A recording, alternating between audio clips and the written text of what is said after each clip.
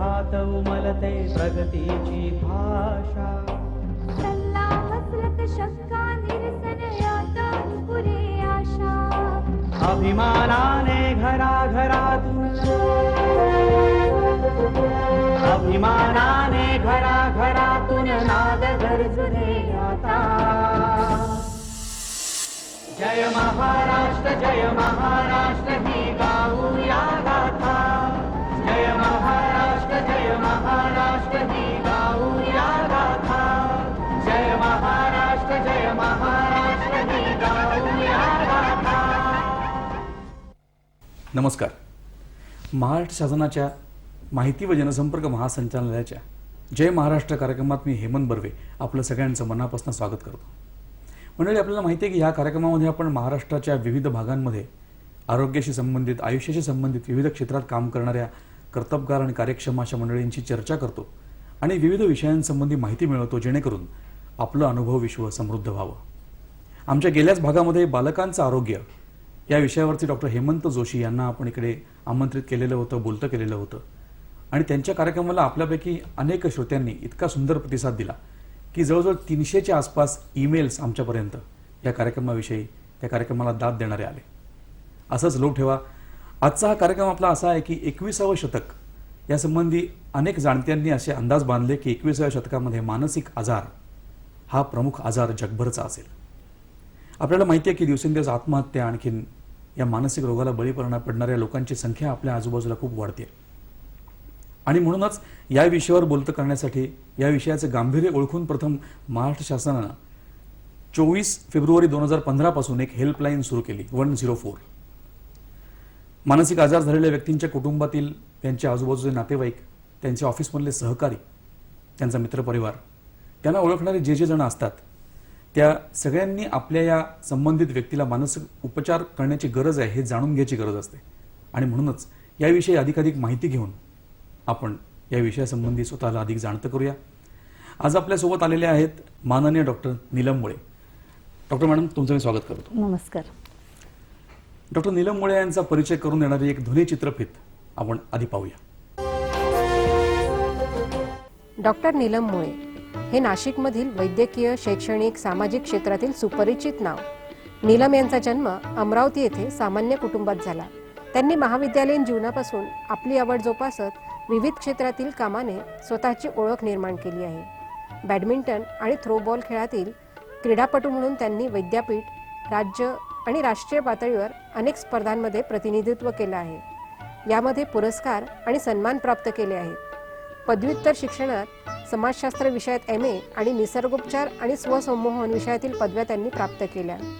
त्यांनी 15 वर्षापेक्षा जास्त काळ गोवर्धन हॉस्पिटल, नागझी हॉस्पिटल, आताचे सह्याद्री हॉस्पिटल येथे मानसोपचार तज्ज्ञ म्हणून आणि अमरावती येथे विद्याभारती महाविद्यालयात प्राध्यापिका म्हणून काम केलं आहे. आपल्या व्यावसायिक कारकिर्दीमध्ये त्यांनी एक मानसोपचार तज्ज्ञ आणि एक समुपदेशक म्हणून यश प्राप्त केलं, पण त्याबरोबरच अभिनय, मॉडेलिंग आदी क्षेत्रातही चांगलं काम केलं आहे.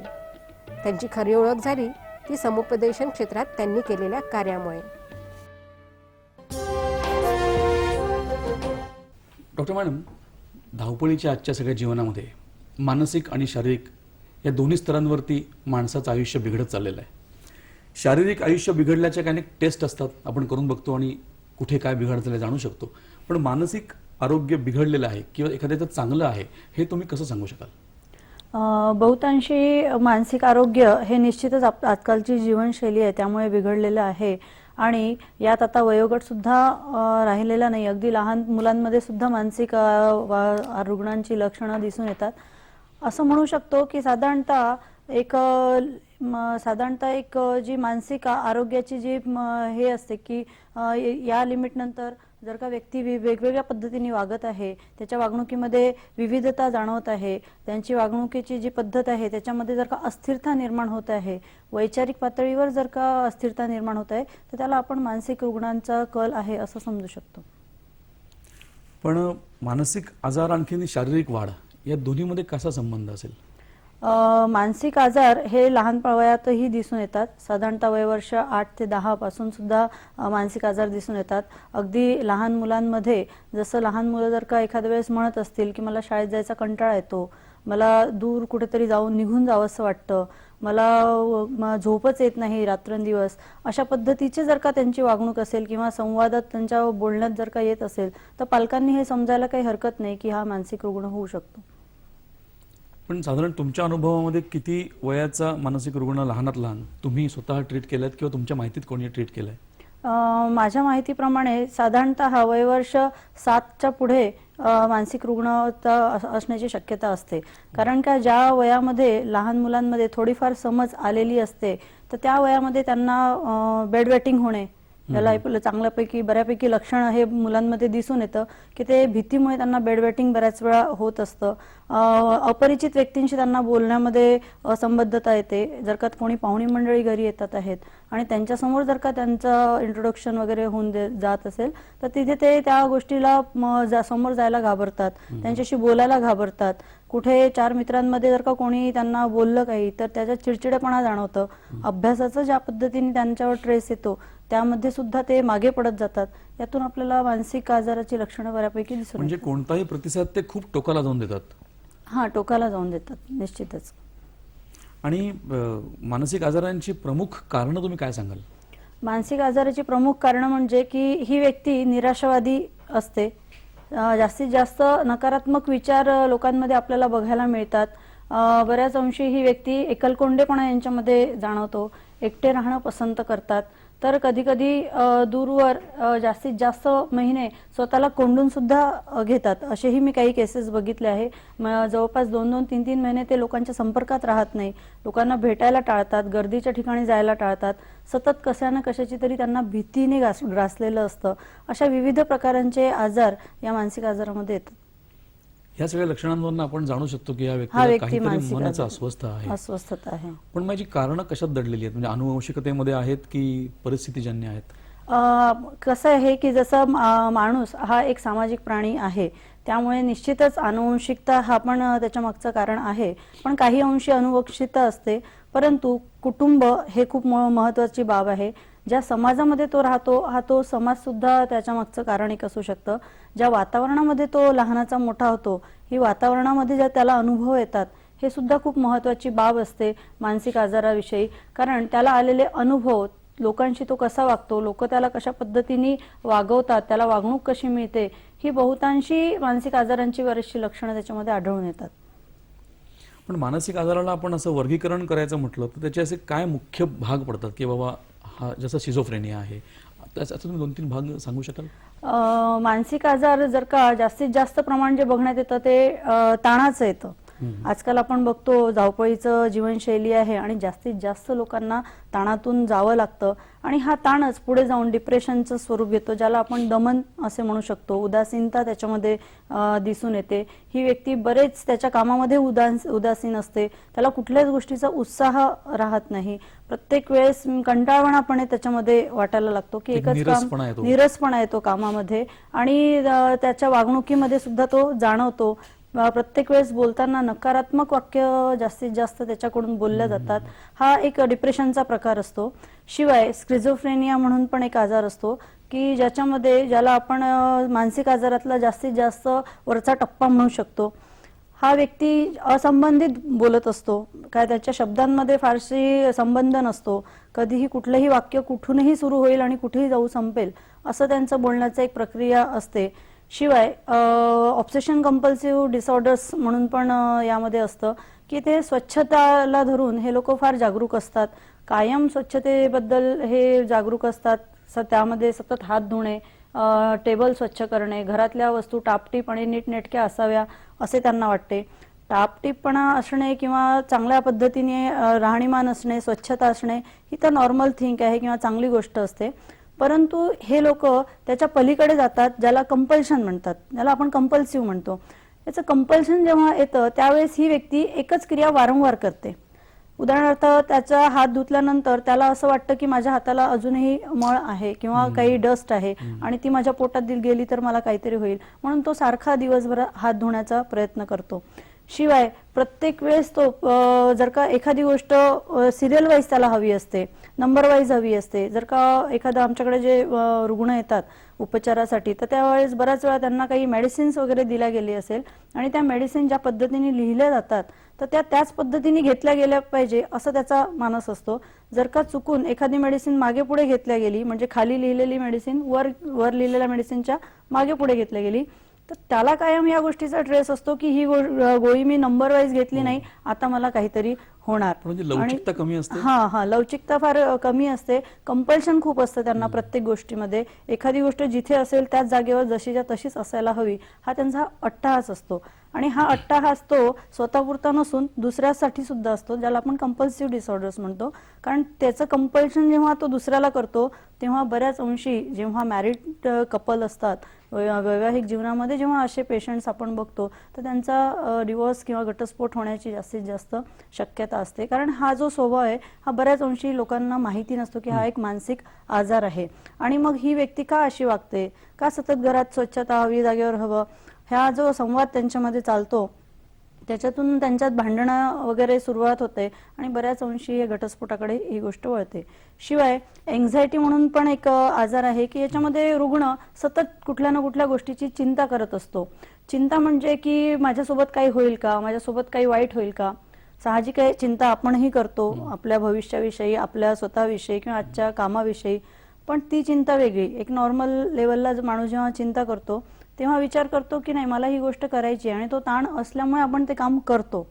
परंतु ही व्यक्ती त्याच्या पलीकडे जाऊन दिवसभर रात्रभर ती चिंतेने ग्रस्त असते. म्हणजे अशा काही गोष्टी असतात की ज्या शक्य नाहीये किंवा होणार नाहीये अशा बऱ्याच अंशी ती विचार त्याच्यातच करत असते. माझ्याकडे एक रुग्ण येत असते तर ती व्यक्ती सतत तिच्या मनात शंका असते माझा मुलगा बाहेर गेला तो जिवंत परत घरी येईल की नाही, माझ्या घरी वरून काही खाली पडणार तर नाही, एखाद्या वेळेस माझ्या घराच्या आजूबाजूला भूकंप वगैरे होणार तर नाही. असं म्हणजे निरर्थक गोष्टींचे विचार खूप त्याच्या मनात सारखे येत असतात आणि बऱ्याच वेळा हे लोक यामुळे ग्रस्त असतात आणि दिवस रात्र त्याचा विचार करतात आणि तणावात जाऊन डिप्रेशनमध्ये जाऊन नंतर मग पुढे त्याचा घातक परिणाम त्यांना भोगावे लागतात. शिवाय फोबिया असा पण एक आपण त्याच्यामध्ये आजार आहे ज्याच्यामध्ये विविध प्रकारची भीती आपल्याला बघायला मिळते. उंचावरून खाली बघण्याची काही लोकांमध्ये भीती असते, काही लोकांना पाण्याची भीती असते, काही लोकांना ब्लड फोबिया असतो म्हणजे रक्त बघितलं की भीती वाटते आणि इतकी भीती त्या प्रमाणात असते की त्यांना भोवळ सुद्धा येऊ शकते त्या कंडिशनमध्ये. शिवाय गर्दीच्या ठिकाणी बरेच लोक जायला घाबरतात. माझे बऱ्याच ठिकाणी कार्यक्रम असतात आणि ह्या कार्यक्रमांमध्ये मी एखाद्या वेळेस एखाद्या व्यक्तीला जर का समोर येऊन बोलायला सांगितलं की तुम्ही 2 मिनिटं येऊन काहीतरी बोला किंवा तुमचं मत मांडा तर त्यात एकही व्यक्ती उभं राहायला बघत नाही की समोर जाऊन आपलं मत मांडायचं. याचा अर्थ असा नसतो की त्या व्यक्तीला बोलता येत नाही. म्हणायचा अर्थ की ही व्यक्ती इतकी भीतीने ग्रासलेली असते की तिला 4 चौघांमध्ये समोर जाऊन बोलणे किंवा गर्दीच्या ठिकाणी जाणे, गर्दी बघून भिणे आणि मनामध्ये कंपन सुटणे, हाताला घाम येणे, डोक्याला घाम येणे अशा पद्धतीचे सायकोसोमॅटिक डिसऑर्डर्स त्याच्यातून आपल्याला बघायला मिळतात. मंडळी असं असतं की आपल्या शरीरामध्ये अवयव जे आहेत त्यापैकी एखादा अवयव एखाद्या व्यक्तीकडे नसतो, कोणाला हात नसतो, कोणाला पाय नसतो, कोणाला डोळा नसतो. पण मन ही एक अशी न दिसणारी अवयवाची गोष्ट आहे की जी प्रत्येक माणसाकडे असते. बरोबर. जगातल्या प्रत्येक व्यक्तीकडे हे मन आहे. तर ते मन जेव्हा दुखतं त्या मनाचं जेव्हा आरोग्य ढासळतं ढळतं ते आपल्याला कळतच नाही. एक छोटीशी ध्वनिचित्रफीत पाहूया या मानसिक आरोग्यासंबंधी.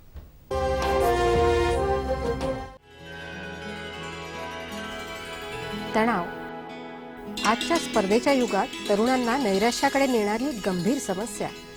परीक्षेतलं अपयश असो किंवा आयुष्य जगताना आलेलं अपयश, नोकरी नसल्याचं दुःख असो किंवा वैवाहिक जीवनातील ताणतणाव, यामुळे येतं ते नैराश्य आणि याच नैराश्याचा शेवट होतो तो आत्महत्येनं.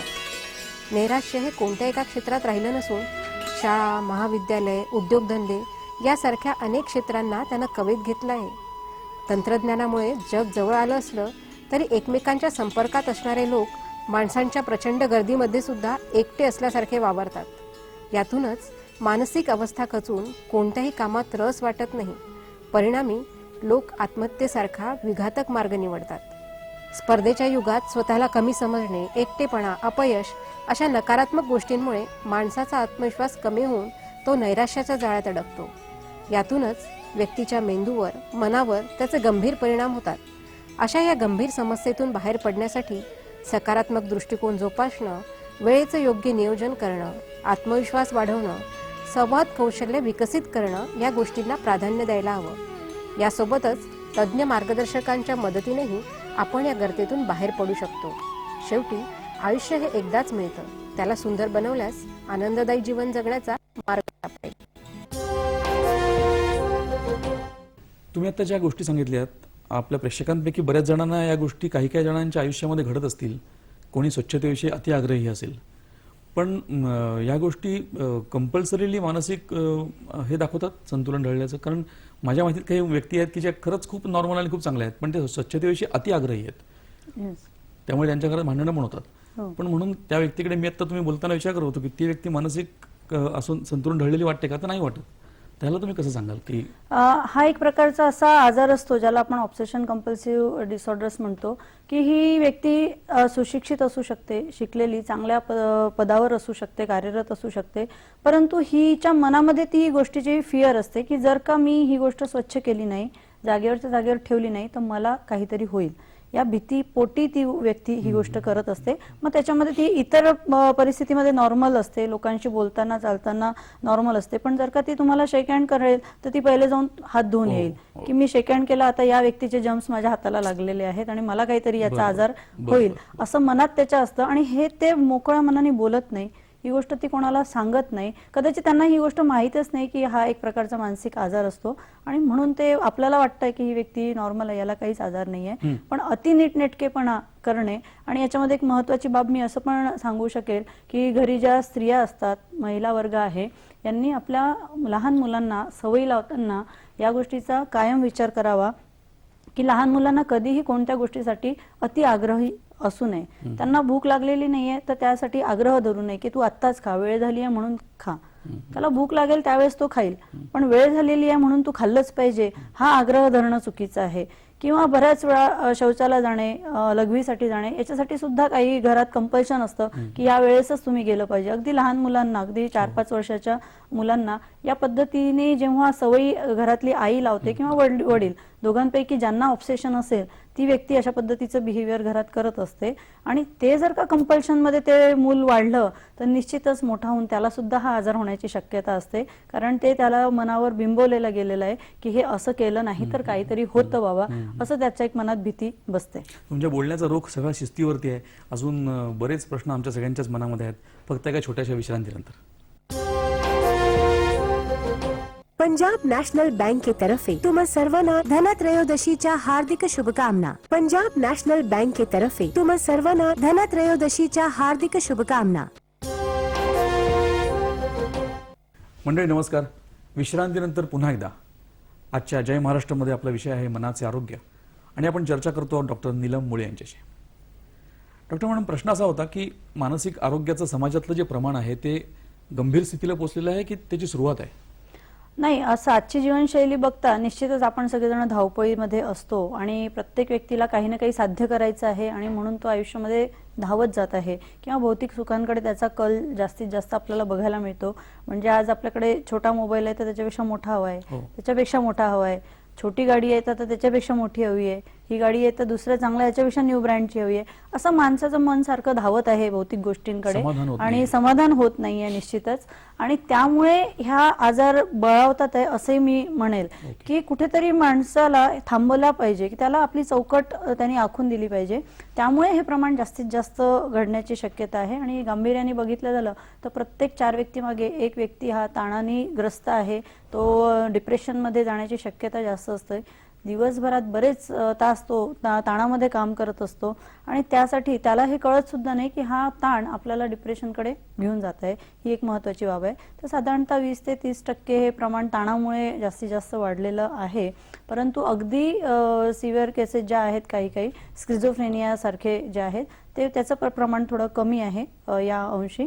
साधारणतः एक 3 ते 4% लोक स्किझोफ्रेनिया किंवा ऑब्सेशन वगैरे या पद्धतीमध्ये मोडतात, ज्याला आपण थोडाफार वेडेपणा प्रकार जो असतो तो असं म्हणू शकतो. तुम्ही म्हणताय त्याप्रमाणे घरातल्या व्यक्तींनी, नातेवाईकांनी, ऑफिसमधल्या सहकार्यांनी एखाद्या व्यक्तीला ओळखलं, आयडेंटिफाय केलं की ह्याला काहीतरी मानसिक आजार आहे आता प्रश्न आहे की त्यांना डॉक्टरकडे कसं न्यायचं. एखाद्या ओळखीच्या व्यक्तीला आपण म्हटलं की तुझ्या पोटात दुखतं, अपेंडिक्स असेल, आपण डॉक्टरकडे जाऊया, तो आनंदाने येईल. पण त्याला जर म्हटलं की तुझं मानसिक संतुलन ढळलं आहे, तुला सायकियाट्रिस्टकडे जायला पाहिजे, तर तो वैतागेल, चिडेल, रागवेल. तर ह्या गोष्टीला कसं जवळच्या नातेवाईकांनी, पालकांनी सामोरं जावं? खूप सुंदर प्रश्न आहे आणि खूप महत्त्वाचा आहे. आजकाल हा एक खूप महत्त्वाची बाब आहे की आपल्याला काही मानसिक आजार आहे हे लोक ॲक्सेप्ट करत नाही, किंवा घरातही असा रुग्ण असेल तर तो मान्य करत नाही की मला काही हे मानसिक आजार आहे, किंवा त्याच्या घरातले लोकसुद्धा बऱ्याच अंशी हे मान्य करत नाही की आपल्या घरातल्या व्यक्तीला मानसिक आजार आहे. परंतु मी असं सांगेल की बऱ्याच अंशी हे लोक जायला घाबरतात, किंवा नको, सायकियाट्रिस्टकडे जायला नको, किंवा सायकोलॉजिस्टकडे जायला नको. कारण बऱ्याच अंशी आज जी गैरसमज आहे समाजामध्ये की मानसरोग तज्ज्ञाकडे गेलो म्हणजे आपल्याला काहीतरी वेळ लागलाय, आपण पागल झालोय का, अशा पद्धतीचा गैरसमज आहे.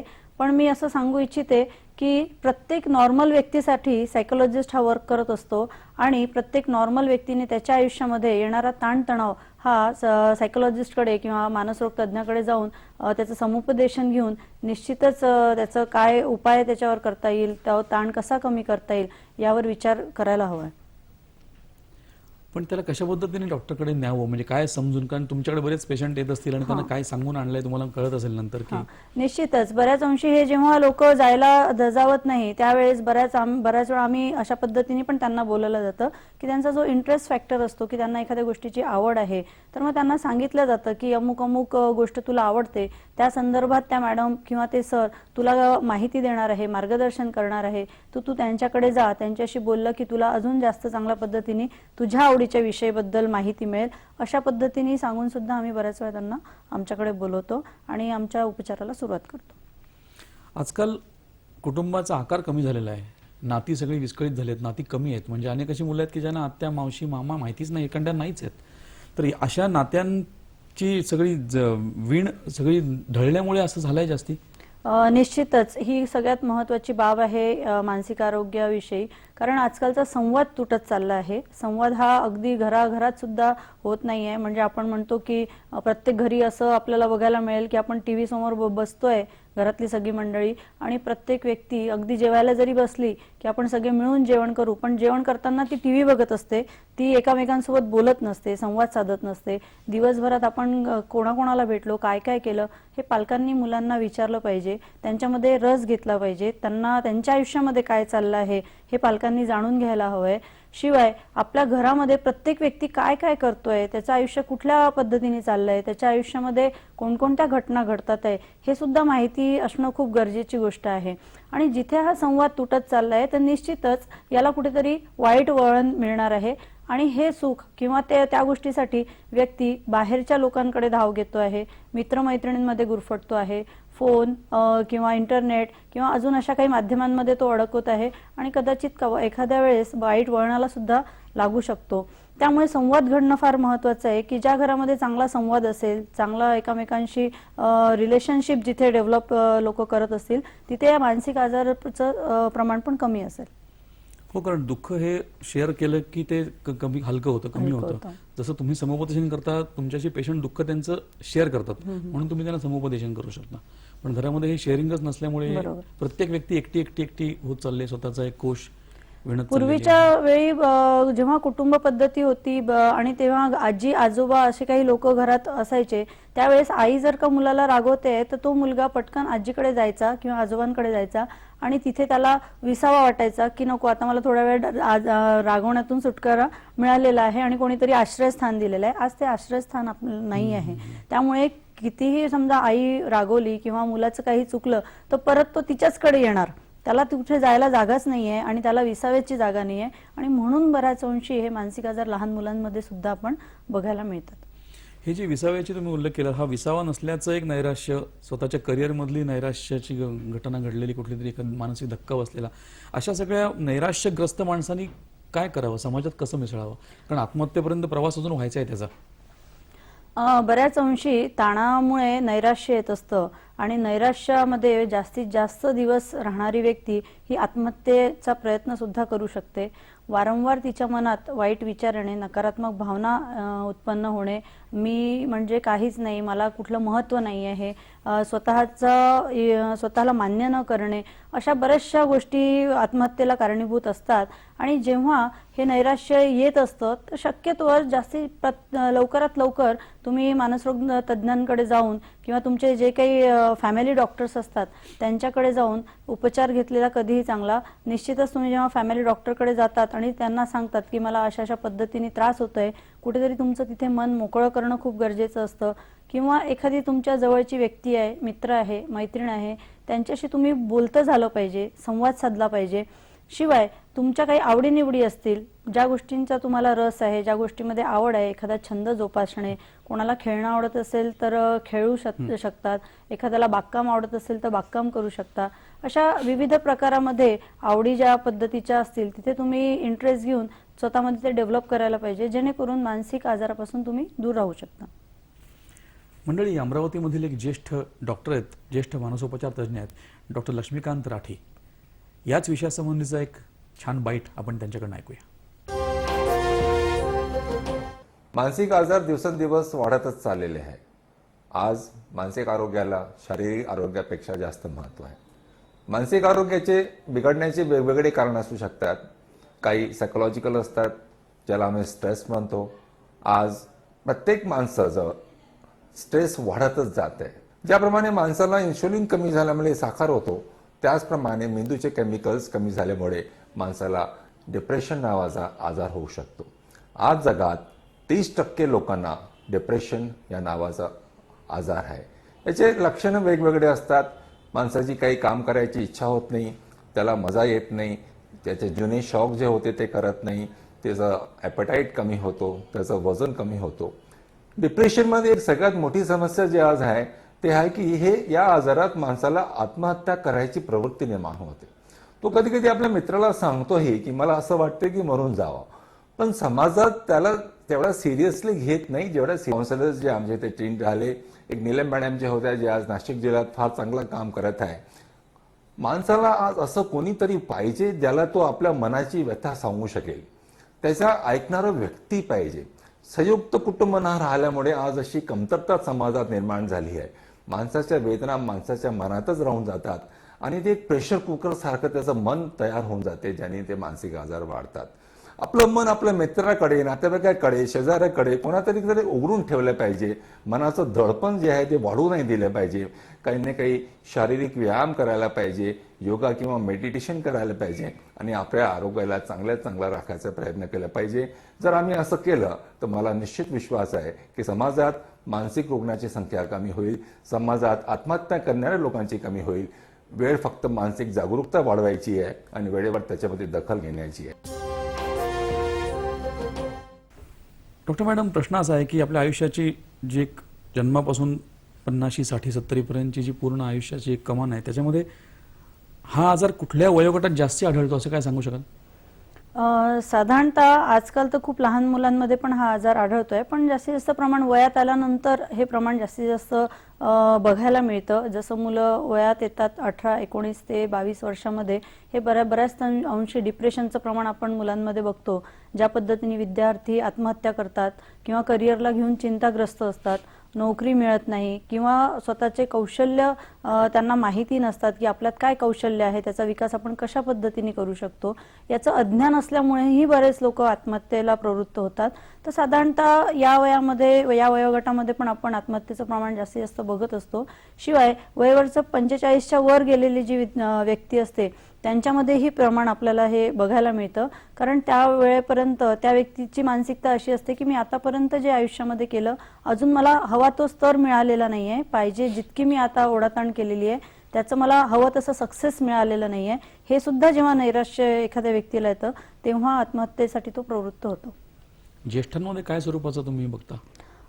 ज्येष्ठांमध्ये सुद्धा आत्महत्येचं प्रमाण बघायला मिळतं. कारण ज्येष्ठांच्या बाबतीत असं घडतं की जे त्यांचे मुलं आहेत हे बऱ्याच अंशी विदेशामध्ये गेलेले असतात किंवा दूरच्या गावी जर का ते कामानिमित्त राहत असतील तर बऱ्याच अंशी हे लोक एकटे घरात असतात आणि यांना बोलायला कोणी नाही, यांचा संवाद कोणाशी होत नाही आणि अशा परिस्थितीमध्ये त्यांना एकांत आणि एकटेपणा याची भावना जास्त उत्पन्न होते आणि कदाचित त्यांचं तब्येत ठीक नसेल, ते आजारी असतील तर त्यांना घराच्या बाहेर सुद्धा पडता येत नाही, त्यामुळे बाहेरचा सामाजिक संपर्क सुद्धा त्यांचा तुटत असतो आणि त्यामुळे त्यांना नैराश्य येऊन सुद्धा ते आत्महत्येला प्रवृत्त होतात.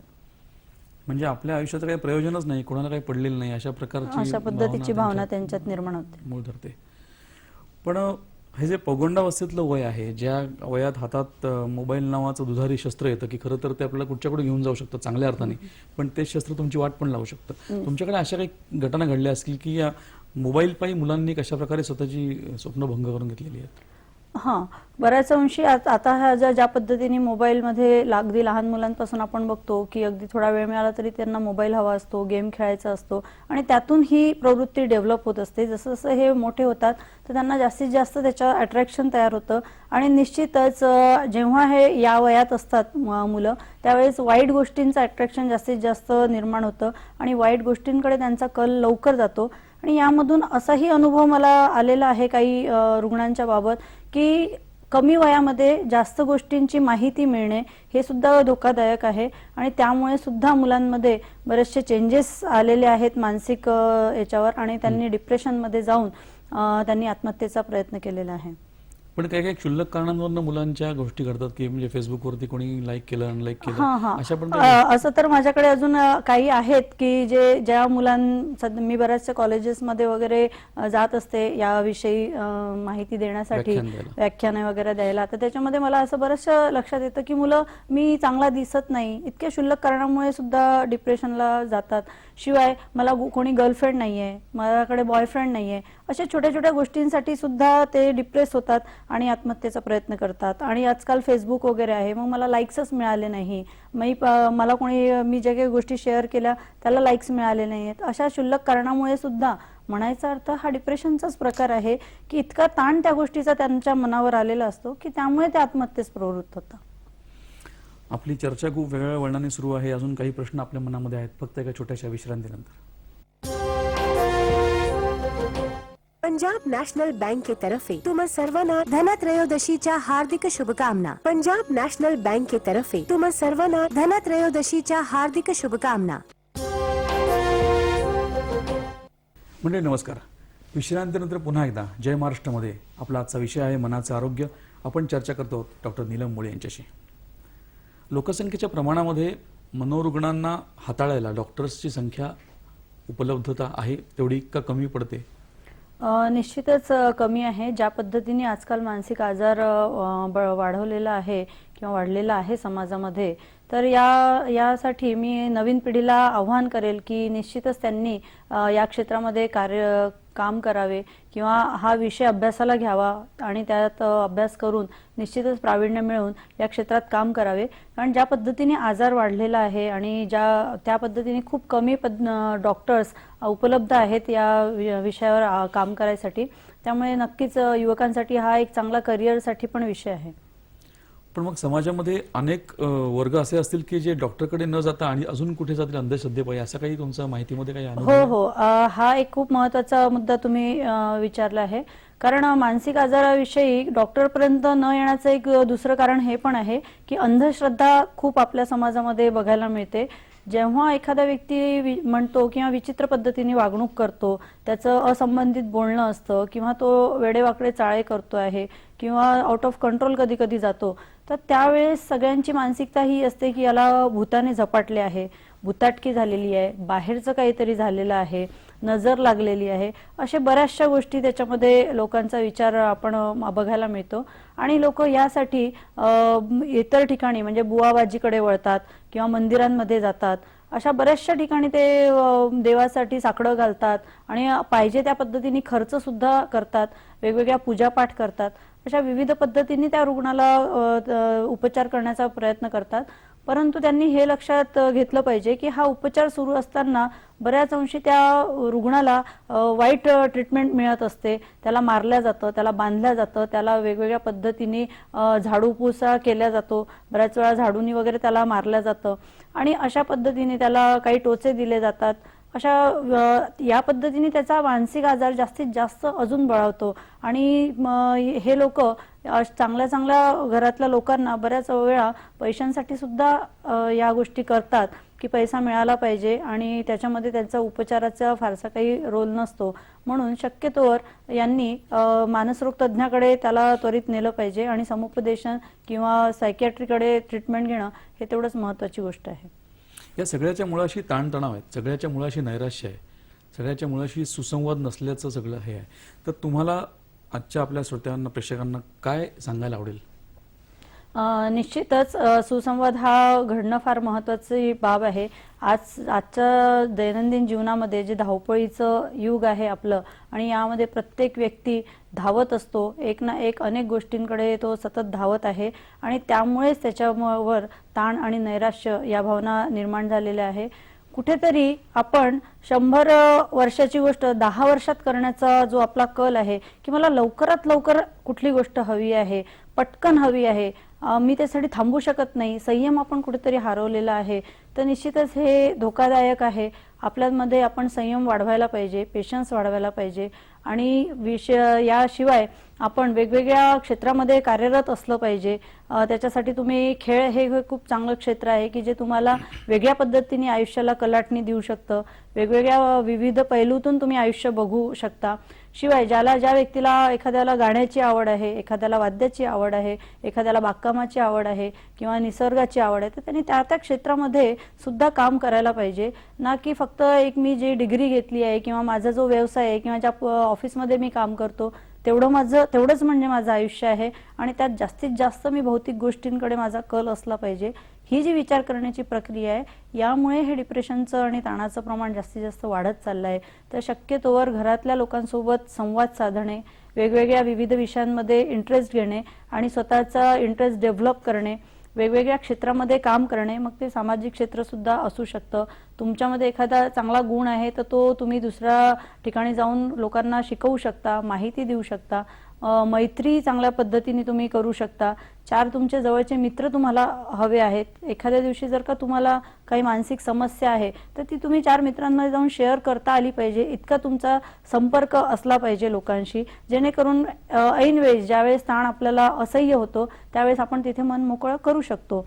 अशा पद्धतीने सुद्धा आपण व्यक्तीने चेंजेस करता आले पाहिजे आणि त्यापेक्षा जास्त प्रमाण आहे तर त्यांनी समुपदेशनाकडे वाटचाल केली पाहिजे. योगायोगानं तुम्ही राष्ट्रीय किंवा आंतरराष्ट्रीय पातळीवरती खेळलेले खेळाडू आहात, तुम्ही याला कशा पद्धतीने सांगाल? निश्चितच मी एक खेळाडू आहे आणि आयुष्याकडे सुद्धा हा एक खेळाडू वृत्तीने बघण्याचा माझा कल आहे. कारण खेळ आपल्याला भरपूर गोष्टी शिकवत असतात. जे आजकाल मुलं फक्त मोबाईल आणि टीव्हीवर जे किंवा कम्प्युटरवर जे खेळ खेळतात ते त्यांनी मैदानात जर का खेळले तर निश्चितच त्यातून त्यांना खूप चांगल्या पद्धतीने फायदा होऊ शकतो. सगळ्यात महत्त्वाची गोष्ट म्हणजे अपयश कशा पद्धतीने ते पचवू शकतात आयुष्यामध्ये, हे खेळ या खूप चांगलं माध्यम आहे शिकण्यासाठी की जितक्या वेळा आपण खेळताना हरत असतो तितक्या वेळा आपण अपयश पचवण्याची एक तयारी आपली असते आणि नवीन चॅलेंज परत स्वीकारण्याची आपली तयारी वाढत असते. शिवाय वेगवेगळ्या पद्धतीने खेळात आपल्याला वेगवेगळ्या गोष्टी शिकायला मिळतात. जसं काय आपला कॉन्फिडन्स लेवल वाढतो. शिवाय कॉन्सन्ट्रेशन लहान मुलांचं खूप चांगल्या पद्धतीने वाढू शकतं. अगदी लहान नाही, प्रत्येक वयातल्या व्यक्तीने हे खेळलं पाहिजे. कॉन्सन्ट्रेशन त्याचं चांगल्या पद्धतीने खेळामध्ये वाढतं. कारण ज्या पद्धतीने आपण मैदानी खेळ खेळतो त्यामुळे शारीरिक आणि मानसिक दोन्हीही वाढ यामध्ये होत असते. म्हणून खेळाला अनन्यसाधारण महत्त्व प्राप्त होतं. तुम्ही एक सगळ्याच लोकांसाठी एक त्यांच्या समाधानी मनासाठी एक काही छान प्रार्थना करणार होतात. हो, निश्चितच. एक सुंदर प्रार्थना आहे, मी तुम्हाला ती म्हणून दाखवते. देह मंदिर चित्त मंदिर एक तेथे प्रार्थना, सत्य सुंदर मंगलाची नित्य हो आराधना. दुःखितांचे दुःख जाओ ही मनाची कामना. वेदना जाणावयाला जागवू संवेदना. दुर्बळांचे रक्षणाला पौरुषाची साधना सत्य सुंदर मंगलाची नित्य हो आराधना जीवनी नव तेज राहो अंतरंगी भावना शौचवाचा वेध लागो मानवाच्या जीवना शौर्य लाभो धैर्य लाभो सत्यता संशोधना सत्य सुंदर मंगलाची नित्य हो आराधना भेद सारे मावळू द्या वैर साऱ्या वासना मानवाच्या एकतेची पूर्ण होवो कल्पना मुक्त आम्ही फक्त मानू बंधुतेच्या बंधना सत्य सुंदर सत्य सुंदर सत्य सुंदर मंगलाची नित्य हो आराधना. डॉक्टर मॅडम, तुम्ही एक पाऊल एक प्रयत्न घडवेल एक व्यक्तिमत्व अशा शीर्षकाचं पुस्तक लिहिलेलं आहे. त्या पुस्तकात काय नेमकं आहे? या पुस्तकामध्ये मी व्यक्तीच्या विविध पैलूंवर अभ्यास केलेला आहे आणि ते लोकांपर्यंत पोहोचण्याचा प्रयत्न केलेला आहे. व्यक्तिमत्व विकास कसा साधावा, व्यक्तीमध्ये किती वेगवेगळ्या पद्धतीने त्याचा उपयोग करून घेता येईल, शिवाय त्याचा दृष्टिकोन कसा बदलावा. कारण दृष्टिकोन ही गोष्ट अशी आहे की जर का तुम्ही दृष्टिकोन बदलवला तर निश्चितच हा दृष्टिकोन तुमचं व्यक्तिमत्व बदलत असतो. हे या पुस्तकाच्या माध्यमातून मी सांगण्याचा प्रयत्न केलेला आहे. शिवाय आजची जी नवीन पिढी आहे यांनी स्वतःच्या व्यक्तिमत्वाचा विकास अजून कशा कशा पद्धतीने करता यावा यासाठी मी काही गोष्टी त्याच्यामध्ये दखल घेतलेली आहे. जसं काय आजकाल वाचन संस्कृती खूप कमी झालेली आहे, वाचनाची फार गोडी कमी लोकांना आहे, पुस्तकांकडे आपला कल कमी झालेला आहे. जास्तीत जास्त आपण मोबाईल, नेटवर्क आणि कम्प्युटर या माध्यमातून काम करत असतो. परंतु वाचनाची संस्कृती आपण जपली पाहिजे आणि वाचन आपल्यामध्ये डेव्हलप झालं पाहिजे. कारण वाचनासारखा किंवा पुस्तकासारखा दुसरा सखा नाही, दुसरा मित्र नाही, ही खूप महत्त्वाची बाब आहे. कारण जेव्हा आपण एकटे असतो, आपल्याला बोलायला कोणी नसतं, त्यावेळेस ज्याला वाचनाची आवड आहे तर हे पुस्तक हे असं एक माध्यम असतं की तो सगळ्यात चांगला त्याचा मित्र बनू शकतो. आणि जो ज्या पद्धतीने त्याची वाचन क्षमता वाढेल तेवढ्या पद्धतीने त्याला जास्तीत जास्त या जगाचं नॉलेज मिळण्याचा हा एक माझा उपक्रम आहे. शिवाय आपल्या व्यक्तिमत्वामध्ये अजून कोणकोणते असे पैलू आहेत की ज्याचा आपण आयुष्यामध्ये उपयोग घेऊ शकतो, आपलं सकारात्मक मन काय आहे, आपलं नकारात्मक मन कसं काम करतं, या सुद्धा काही पैलूंवर मी माझा दृष्टिक्षेप टाकलेला आहे. मानसिक आजार याविषयी आपण आज खूप साधक बाधक चर्चा केली, विविध पैलू तुमच्याशी चर्चेतून आले, तुम्ही खूप छान पद्धतीने त्यांना उत्तरं दिलीत. काही प्रेक्षकांना काही प्रश्न असतील तर कदाचित तुमच्याशी ते दूरध्वनीवरून संपर्क साधतील. तुम्ही ते आलात त्याबद्दल जय महाराष्ट्र कार्यक्रमाच्या वतीने तुमचे आभार. मी सुद्धा जय महाराष्ट्र व माहिती जनसंपर्क संचालनातर्फे मला इथे बोलवलं आणि इतक्या या विषयाच्या माध्यमातून निश्चितच प्रत्येक व्यक्तीपर्यंत हा विषय पोहोचवला, याकरिता सगळ्यांचे आभार मानते. धन्यवाद. धन्यवाद.